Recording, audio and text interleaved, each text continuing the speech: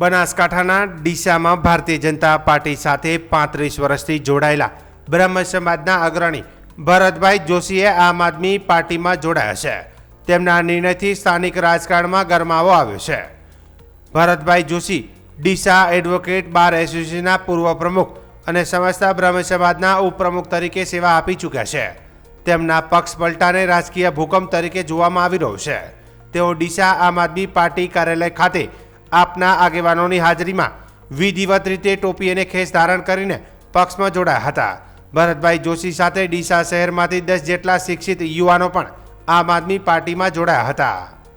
Bharatkumar Babulal, ward number 7, Bharatiya Janata પાર્ટીનો છેલ્લા 35 વર્ષથી સૈનિક હતો. ભારતીય જનતા પાર્ટીના વોર્ડની અંદર booth number 184, booth number 185, booth number 187, booth number 189 અને booth number 192, 193 Bharatiya Janata party ઊભી કરનાર વ્યક્તિ હતો. પણ ભારતીય જનતા પાર્ટીના લોકલ ડીસા શહેર અને મંડળના વ્યક્તિઓએ મારી ઉપેક્ષા અને વારંવાર મારી સાથે અન્યાય કરી અને મને કચડી નાખવાનો પ્રયત્ન કરેલો. પણ છેલ્લી ઘડીએ મેં ભારતીય જનતા પાર્ટી આજીજી કરી.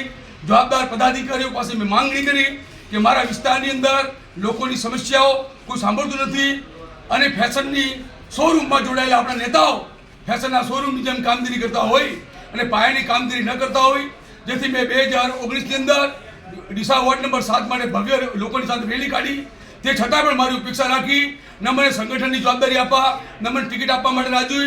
અને હાલમાં પણ બૂથ નંબર 231ની પાયાની જવાબદારી નિભાવવા છતાંય મને પાર્ટી ન સ્ત્રી સીટ આપવા તૈયાર, ન પુરુષ સીટ આપે. આટલી મોટી રાષ્ટ્રીય પાર્ટી જ્યારે કોઈ કાર્યકર્તાના ઘરે ગીરવે મૂકી અને ત્યાં ટિકિટ ફાઇનલ કરતા હોય એવા સંજોગોમાં મેં દુઃખ વ્યક્ત કર્યું. લોકશાહીનું હનન થતું હતું, લોકશાહી મૂર્તપાય અવસ્થા થતી હતી. તેવા સમયે મેં મારા મિત્ર એડવોકેટ શ્રી સુભાષભાઈ ઠક્કર તેમજ વિજયભાઈને એક વાત કરી કે લોકશાહી જીવતી રાખવા માટે હું ભારતીય જનતા પાર્ટી સાથે આજીવન એનો ફાળો મૂકું છું. જેથી મારા શહેર પ્રમુખને મેં રાજીનામું મૂકેલ અને સુભાષભાઈ અને વિજયભાઈ અને આમ આદમી પાર્ટી ડૉક્ટર રમેશભાઈનો તમામને હું ખૂબ ખૂબ આભાર માનું છું કે લોકોના કામ માટે અને લોકોની સુવિધાઓ પૂરી પાડવા માટે આ જે તક મને પાડી છે, આવનાર સમયમાં પૂરેપૂરી નિષ્ઠાથી આમ આદમી પાર્ટી સાથે જોડાઈ અને લોકોના આમ પ્રશ્નોનું નિરાકરણ કરીશ અને ભ્રષ્ટાચાર મુક્તના માર્ગ ઉપર હું સદાય ચાલીશ એવું હું ખાતરી આપું છું. ભારત માતા કી જય.